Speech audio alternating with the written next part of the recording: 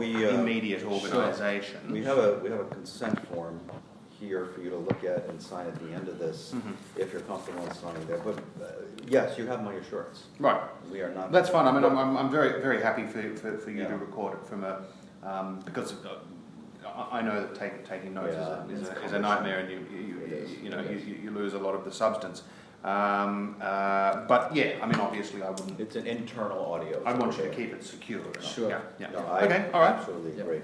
So let's start first with understanding a little bit about you. I see your position. You're a partner in the firm. Yeah. That's great. High level. Thank you. But tell me a little bit about your position and how it relates specifically to SOE. Okay, well, I'm a corporate and commercial lawyer. I specialise in mergers and acquisitions. I'm an Australian qualified lawyer. I'm originally from Sydney, but I've been living and working in Vietnam for nearly 11 years now. Oh, really? I arrived in 2007. And so in the course of my practice, you'll appreciate that a firm of our size, in a market of this size, is not so big that you can specialise only in public capital markets or only in private equity transactions or only in a certain sort of sector. So as a corporate and commercial M&A lawyer, I do all sorts of different corporate transactions for mainly 95% foreign investors. Okay. And those are sometimes investment funds, those are sometimes corporates, those are sometimes high net worth individuals across the whole spectrum. Sure. A part of my practice is public capital markets work, and some of those transactions are state-owned enterprise equitizations. Okay. So I have some experience in the area, but I certainly can't tell you that that's what I do all day, every day. That's not what I necessarily live and breathe on a daily basis. I think that's probably true of most corporate lawyers in Vietnam, whereas if you're in America or Australia, you find someone who's an expert, highly specialized, only in this, that, or the other. That's what I do. So when you are involved with any SOE process, are you working specifically representing SOE? What's your role with the No, SOE? look, to date at least, I think almost exclusively, yes, my role has been working for investors. For the investor side? Yeah, Okay. acting for investors, and particularly acting for strategic investors, who are looking to get in on the strategic. And you're an attorney, so what's your perspective in terms of what you're trying to apply to this process? Because strategic investors, you're giving them what, advice and legal advice on the process? Yeah, that's right.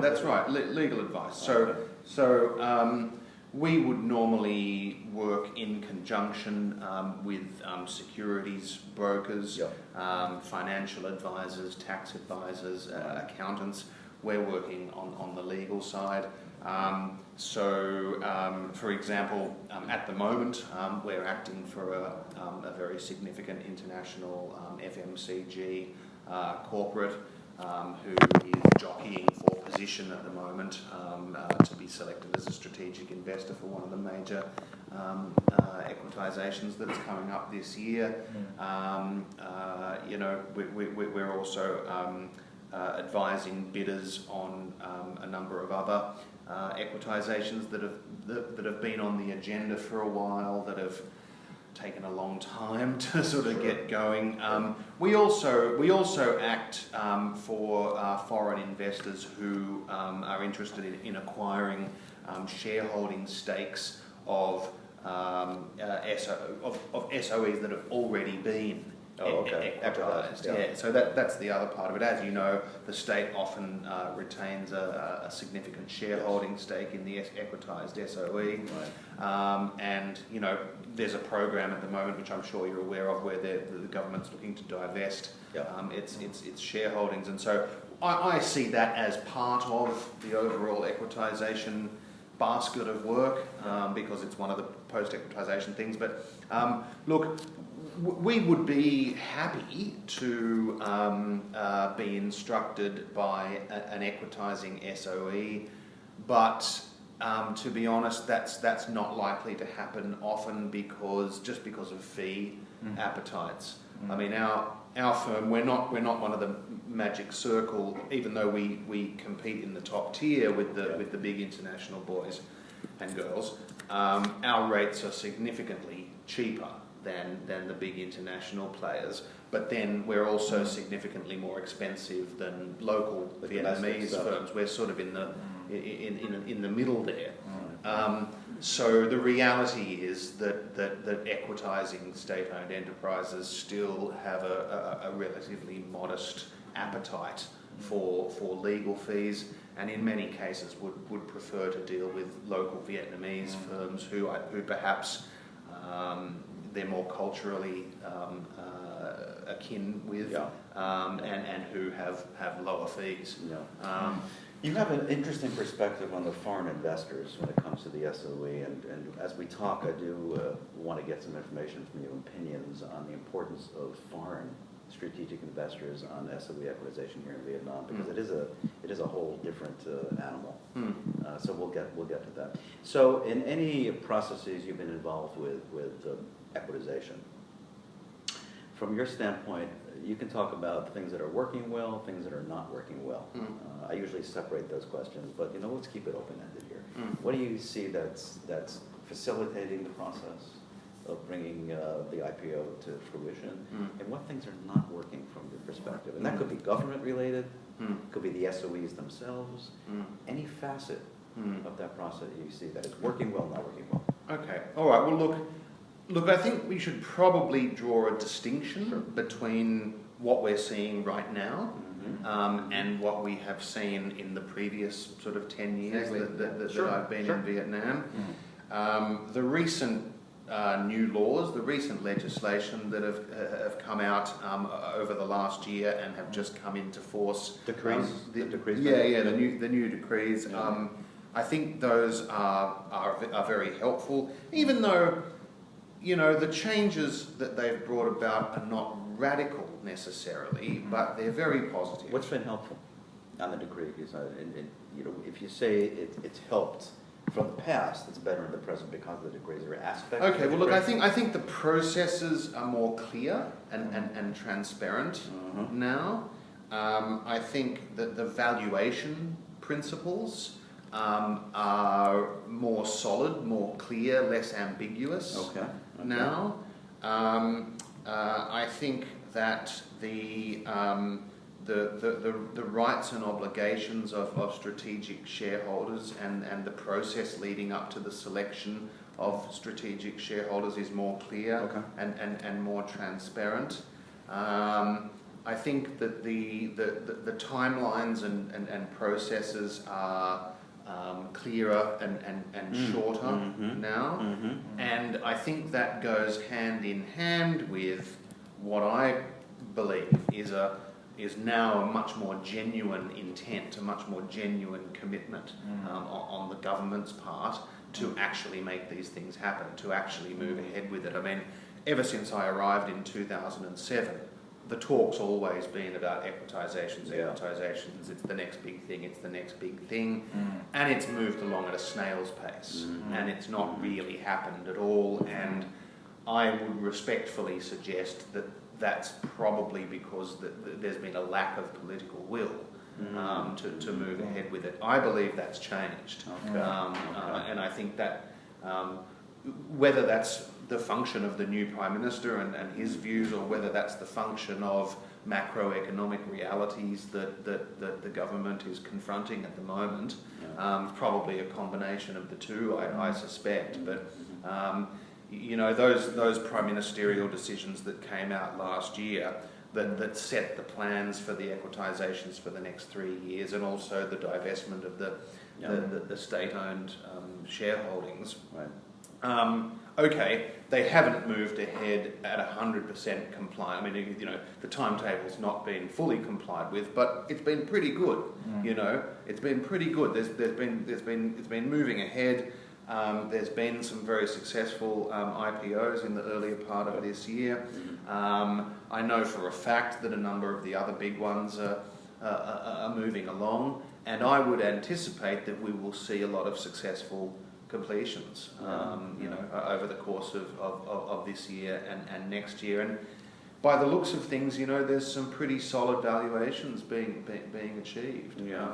So we're going to talk some more about the valuation process as well. But I have a question on: have you attended any of the roadshows and looked at prospectuses? No. It's the investor side. No. I mean, to be honest, I probably should. It would probably be hugely beneficial for me to do so. Yep. But I just don't really have time. Yeah, right. It's to a be honest, commitment, that's for sure. So that's good. That was good that you're thinking there's a bit more positive movement on the government side to make it more motivationally acceptable.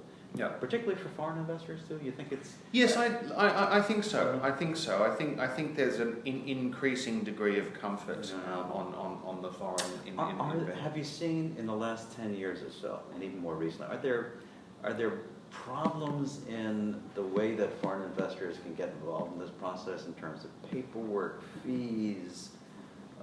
We've heard from a lot of interviews we've had on the investor side or security side that it's cumbersome, and the fees paid by investors they're just too limiting and too restricting. Do you have an opinion on that?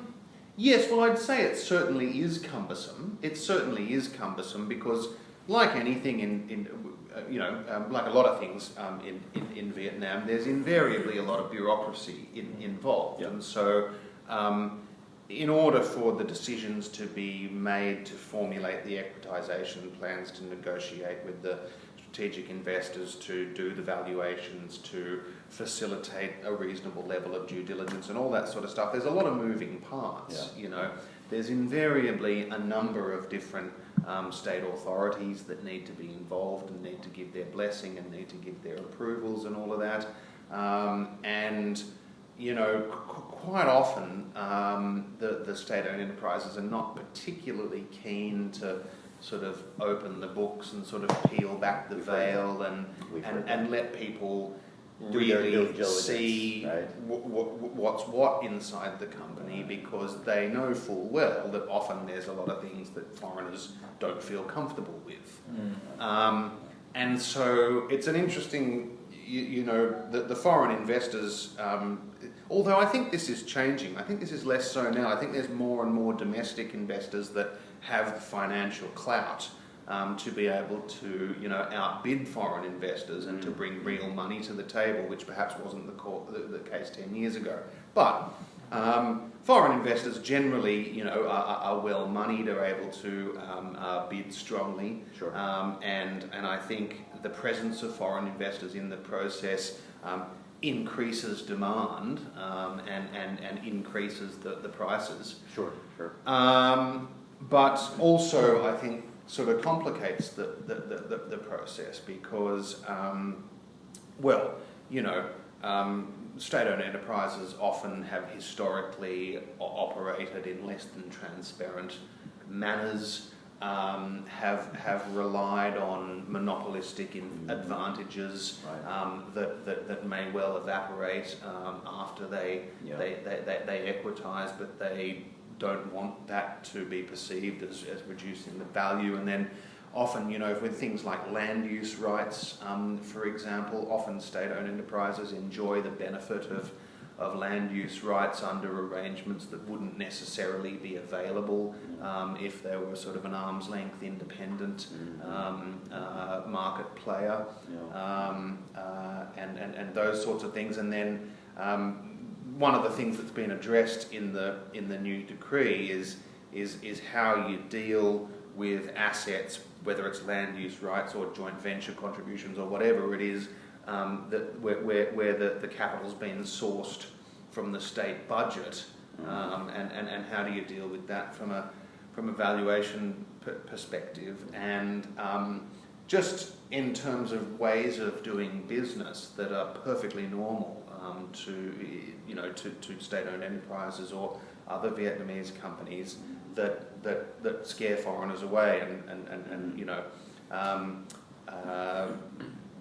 I'm sure you're aware that things like incentivizing suppliers and customers in unofficial ways to accept your contracts or to give you their contracts or to give you their business and all that sort of stuff.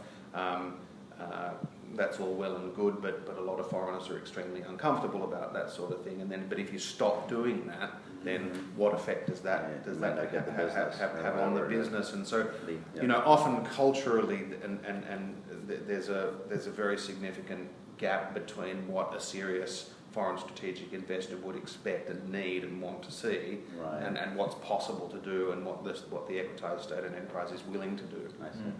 But I think all of that is moving forward. There is progress being made on all of that, and I think that a lot of these state-owned enterprises that are coming up for equitisation at the moment are in much better shape than perhaps they would have been 10 years ago. Where are you seeing some of the demand geographically from the foreign investors? What parts of the world seem to be more interested than others in investing here? Oh, well, that's a good question. I would say from the investment fund side, we're seeing a lot of interest from Hong Kong and Singapore, also Korea and Japan.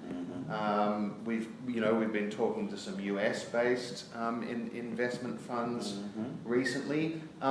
As far as corporates are concerned, I'd say kind of from all over. A lot of corporates obviously are multinational anyway, so you might say they're global participants in any event. But clearly the strongest by far are the Japanese and the Koreans, and you'd be surprised how much of our work comes from Japanese investors. Probably more on the corporate side than on the investment fund side from Japan. From Korea, it's both. And then a lot of investment funds are based in Hong Kong or Singapore that may have investors from all over the place, but they're based in those regional hubs, and they're very interested in Vietnam. Let's shift a little bit now. We're going to talk about the evaluation process, and I know that's not your role. It's the value company, but you may have some opinions about the subjects I'm going to talk about. There's essentially the predominant mode here is auction, auction-based, coming up with the IPO price via that methodology. Then there's the book build. I don't know if you're familiar with both as an attorney in terms of how they come up. But really, just my question is sort of opinions on the valuation process, the pros, the cons. If you could lend some insight into either one of those methodologies being better than the other, if you will. Yeah.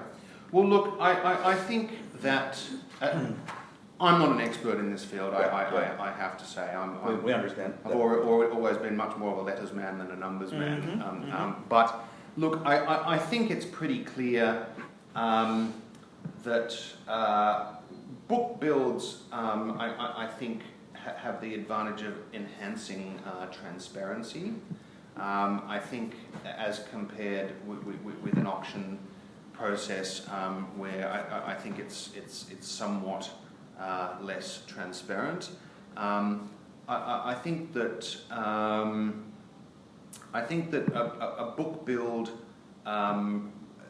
perhaps has greater potential to allow institutional investors to participate more fairly and openly in the process, and then perhaps achieve higher numbers as a result. Because it's really demand driven. I mean, it's really from the bottom up, if you will. That's right. Yeah. That's right. Exactly. I think it lends itself less to sort of backroom deals and backroom understandings and those sorts of things.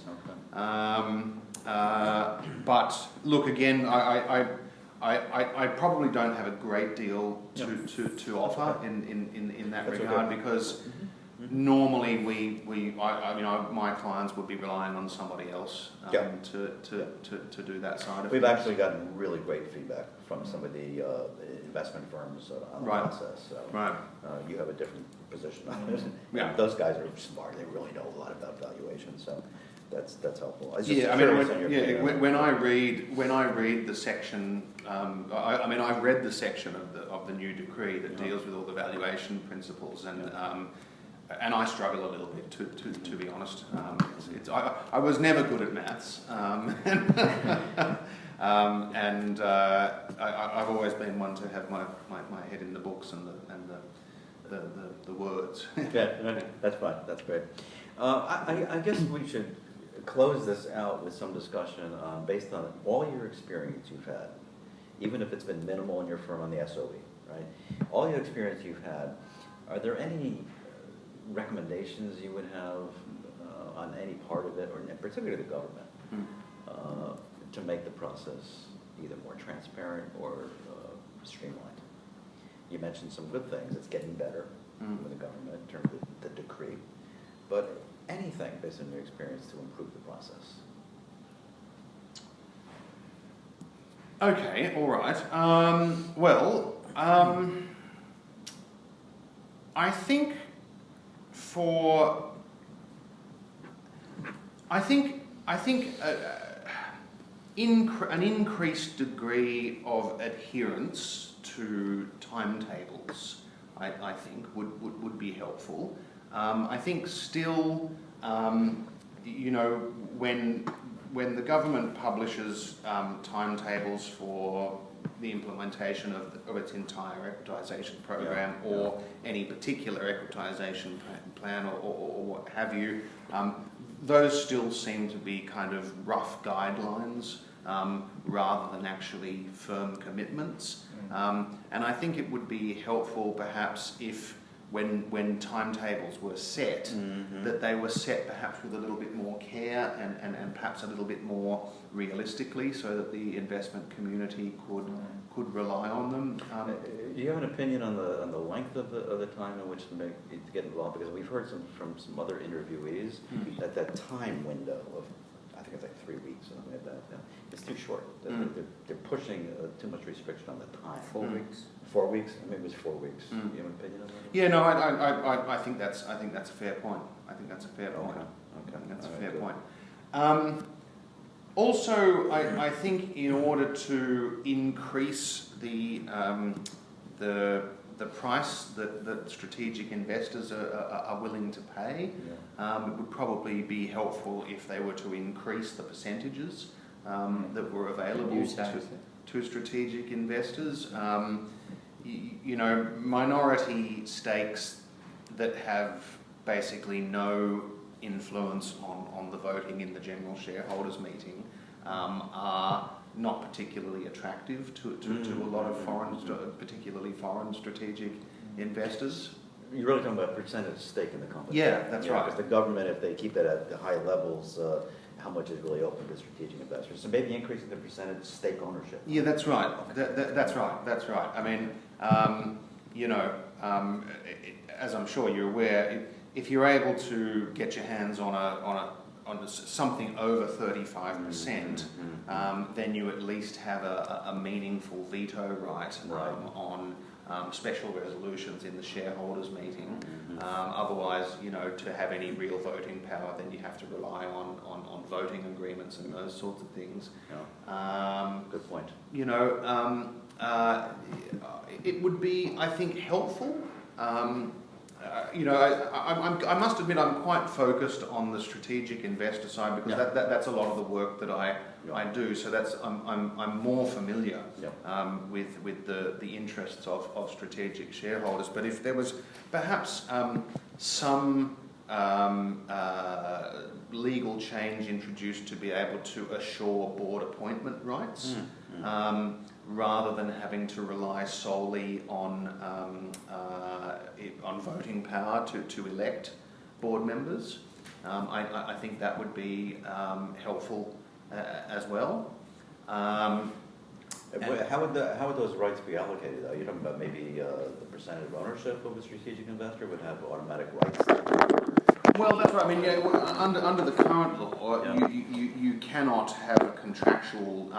No public company can contract to grant to anybody a board appointment right. Okay. The only way to get people onto the board of a public company is to nominate them for election, and then the general meeting of shareholders elects them. So, you know, if you're going to come on as a strategic investor, and you've got a minority stake in the company, you know, there's no way for you to ensure that you get somebody onto the board in the absence of some legislative right to be able to appoint a board member for a certain period. I mean, strategic investors are subject to a lockup of their shares, so I don't know, perhaps the flip side of that share lockup could be a right to have somebody on the board for at least the period of that lockup. So that, you know, that's certainly one thing that would make those strategic stakes. So it gives them a bit more incentive to invest if they're at least has some voice on the board. Yeah, that's right. No, That's right. Makes sense. That's right. That's right. Yeah. And Anything else? No? look, that's probably the only ideas I have off the top of my head. That's great. Right now. I mean, obviously, you know, the more work that is done by the state-owned enterprise and its controlling ministries to knock them into shape before they commence the equitisation process. For example, getting governance policies in place, tidying up non-core, non-essential assets, getting the books in order, making sure that you know, trying as much as possible to tidy up any historical non-transparent practices and those sorts of things. So to make them more attractive. Yeah, to make them more attractive. Investors. That's right. Exactly. And to increase transparency is what you're saying. Yeah, exactly. Let me turn this off. Hang on one second. Exactly. Okay, that makes sense. So to date, some of these SOEs have not been overtly transparent, and maybe they really need to get their act, as you said, be more transparent, but maybe even get their processes in order, management board, Yeah, financial books, you know, whatever. That's right. That's right. I mean, it's you know, it's not. It may be difficult to change culture, and it may be difficult to you know, transform a business from being successful in the old world to being successful in the new world. But at the same time, you know, efforts can be made. You can put policies and procedures in place. You can formulate your management teams and your governance teams properly. You can have you know, transparency policies and competition law policies and things that you put in place and start to try to implement before you go public. From what I've seen, you know, often it gets to the time of equitisation and everything's still pretty disorganised. So I think more effort could be made to get all the ducks in a row. And do you think the government should be playing a more proactive role in getting those SOEs to be more transparent, get their acts in order? I think it would certainly be helpful. Through Yeah. more, you know, formalized. I think it would certainly be helpful. Yeah, that's helpful. Could you be back to the point that say, for example, land use right, for example. So what could be the some of the disadvantage about the current law or constitution of Vietnam on land use right that the foreigner can be worried about? For example, if a state-owned enterprise they go for privatization, but you know most of the assets come from land. So from foreign investor, what you worry about that, or what you know should Well, look, result. as I'm sure you're aware, Vietnamese land law is a very strange beast, and I'm sure you're aware of the principle that nobody actually owns any land in Vietnam. All of the land in Vietnam is owned by all of the people collectively, and then all of the people collectively appoint the state to manage and administer the land on behalf of the people. And then the land law has sort of evolved over time. Yep. In the law on land, there's a lot of principles, a lot of rights, a lot of things that are reserved only for domestic people and domestic organisations.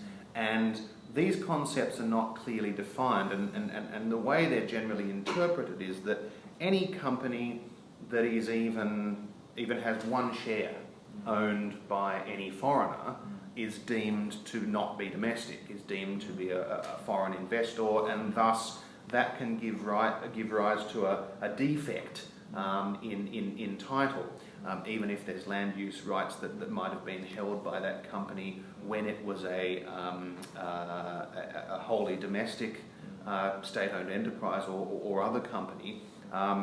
And then there's often a conflict actually when a company then floats, and it still enjoys a lot of the rights that it used to enjoy as a domestic company, but the law doesn't.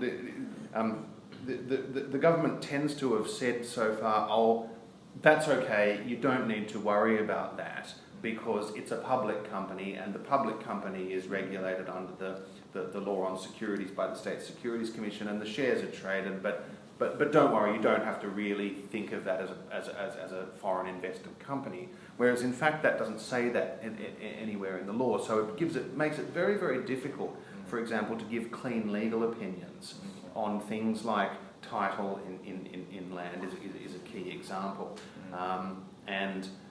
If you've got land use rights that are pretty free and pretty usable for a wholly domestic company, are those rights still enjoyed in a clear and unencumbered fashion after the company becomes in any part foreign owned? I mean, and this is not unique to state-owned enterprises. This is in all sorts of public companies. A similar one comes with trading rights, for example. Now, if you want to go and set up a trading company tomorrow, even if you've got one share that's owned by a foreign investor, you have to go to Hanoi to the Ministry of Industry and Trade and apply for a trading license, which is a difficult thing to obtain. It takes usually more than 6 months to get them restricted, protected, and you've got to list every single product on an HS code by HS code basis, whereas if you're wholly domestic, you don't have to do that. Well, now, there's a lot of examples out there where domestic companies have got all these trading rights and then they float. And then the question is, well, should they be going off to the Ministry of Industry and Trade to apply for trading licenses? And it's the same thing. The policy position has always been, oh, well, no, because it's a public company and that's not our intention and you don't have to worry about that. But then the law doesn't say that anywhere. So your suggestion would be clearer in the law? Yeah, absolutely. Absolutely. Get some clarity and consistency between the laws. The law on securities and its implementing legislation, at the moment it kind of operates in isolation of the other laws rather than the other laws sort of fitting together nicely. Different laws have been drafted by and issued by different ministries, and they're not always consistent with one another. So that does make it difficult. Another question, maybe my last question. That's you have been here long enough to see the difference between the two governments, right? The previous one and the current one. Do you say something about the politics? As I know that you mentioned a bit about that, the politics of the privatization of SOE in compare the previous government and this one, the current one. Well, look, I mean, I'm not an expert on politics, and to be honest, I don't know a great deal about the internal workings of the government organisations in Vietnam. But certainly, I would reiterate what I said before. It's getting better. I think it's abundantly clear that the current administration is more serious about moving forward with the equitisation program than the previous administration. I think that's very clear. That's very clear. You know, I think that some of the prime ministerial decisions and laws that have come out in the last 2 years have been sensible and progressive and forward thinking. And you know, I believe it's moving in the right direction, and certainly, I mean, even outside the SOE equitisation area, the market's very, very buoyant at the moment in M&A. Everyone around town in my game is super busy at the moment, and there's lots of foreign money pouring in, and we're getting more and more inquiries all the time. We've got a big pipeline at the moment, and it's you know, really going in the right direction, I think. Great. Just go to the point that you mentioned, because I'm still finding a bit conflict on what you say about the joint venture. To get the business license, if that's the joint venture, do you have to travel to Hanoi? I think here, the Department of the Investment Planning can do that. Oh, well, yes and no. So, for example, if I wanted to set up let's say a joint venture trading company, wholesale retail trading company based in Ho Chi Minh City, yes, I prepare the application dossier, I take it to the Department of Planning and Investment in Ho Chi Minh City, but then they have to send it to the Ministry of Industry and Trade in Hanoi to get what's loosely called a trading license.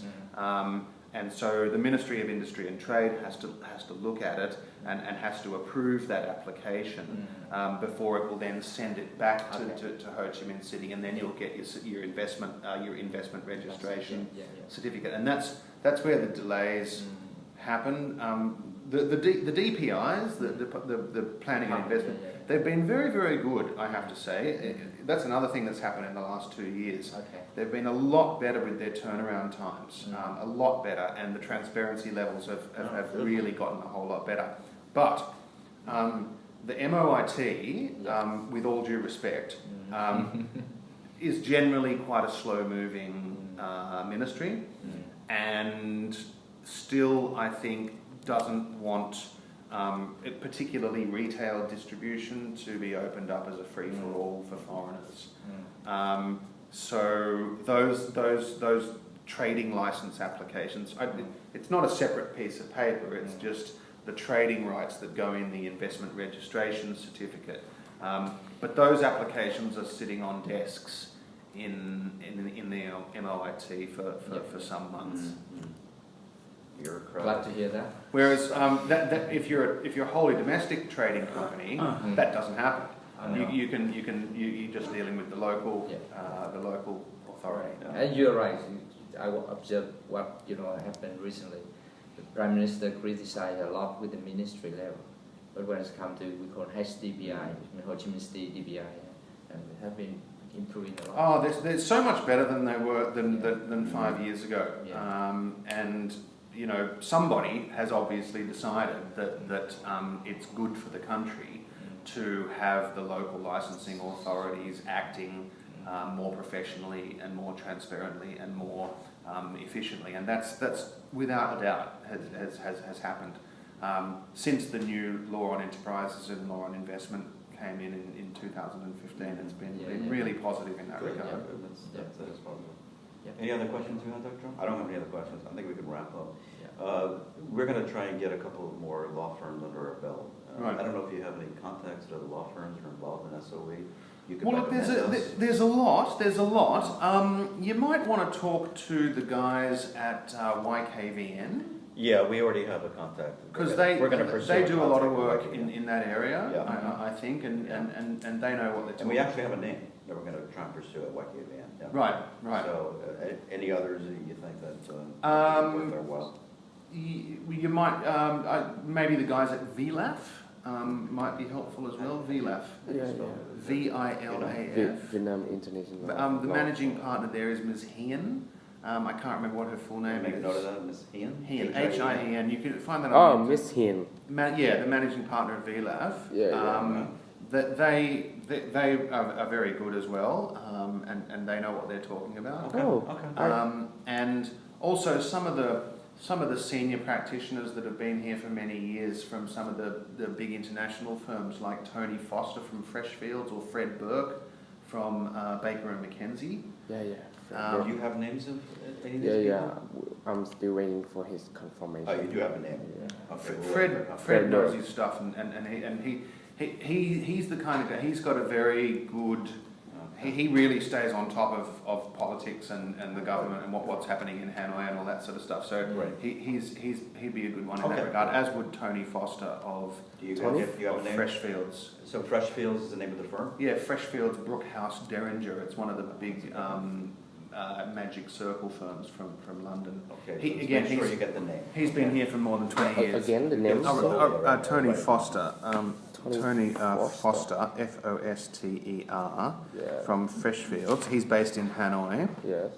Oh, Ms. Hien from VLAV. I, Also, Bill McGuinness from Allen's Linklaters. He's been around for 20 years as well, and any of those guys would be really good to talk to, I would say. Okay, fantastic. Yeah. thank you. Right, so Justin, what we do, because when we interview human participants in a study, we have these sort of ethical forms Yeah. we fill out. Mm-hmm. And it's not very legalese. Is it really that we've apprised you Mhm. of the objectives of the study, Mhm. so you understand who to turn to in case you have questions, and it would be your participant signature and date. So Mhm. it's typical of most universities to do this kind of a thing. Right. It's kind of code of conduct for research. Yeah, that's sort of Mhm. corporate conduct, ethical conduct. Righto.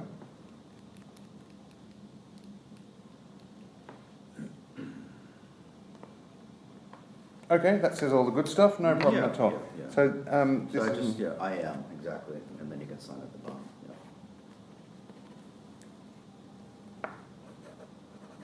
And date it, and you're good to go. what are we, we're 16? at 16. Yes, it's 16 in March. March. Right. Oh, one more thing, Mr. Dish. Hmm. Do you have the contact number of this or? Look, I probably do, but you could easily You can get look 'em up, those yeah. on the internet. Yeah, Yeah. yeah. So if you look up, if you just look up Alan's Link Vietnam, you'll like get that, his yeah. name. If you look up Freshfields Yeah. Vietnam, you'll get his name. Yeah, You've yeah. already got Fred. Yeah. So yeah, that'll take you 2 seconds. Yeah, Just Google them. Yeah. Okay. Excellent. Justin, thank you so much, really, really. No worries at all. No,